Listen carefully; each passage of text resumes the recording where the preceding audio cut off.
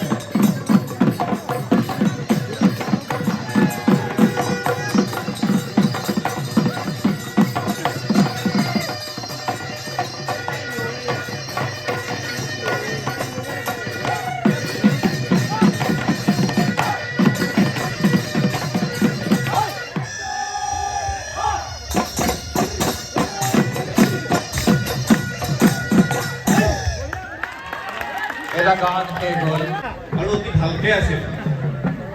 মই যেতিয়া সৰু আছিলোঁ, মই যেতিয়া প্ৰথম বিহু মুকলি বিহু কৰোঁ, প্ৰায় 2005-2006 চনৰ দিনৰ কথা।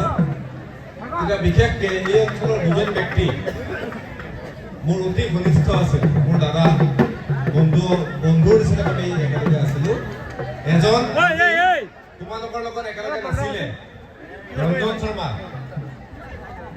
আজি তেখেতক তেনেকৈ দেখা পাই বহুত ভাল লাগিল। আৰু এজন জিতুদা অন্তটো ইয়াত নাই বাৰু। এই দুজন মানুহ মোৰ লগত মানে মোক বহুত মৰম কৰিছিল সৰুৰে পৰা। তেওঁলোকৰ লগত বহুত ভালকৈ লগ হৈছিলোঁ। দলটো আৰম্ভ আকৌ কৰাৰ কাৰণে এই অঞ্চলৰ বহুত ভাল লাগিছে। বহুত শুভেচ্ছা থাকিল মোৰ ফালৰ পৰা।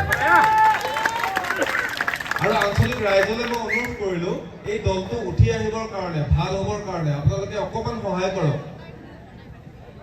বিহু এনেকুৱা নহয় যে এদিনতে কোনোবাই শিকিব বা এদিনতে পাৰিব, এনেকুৱা নহয়।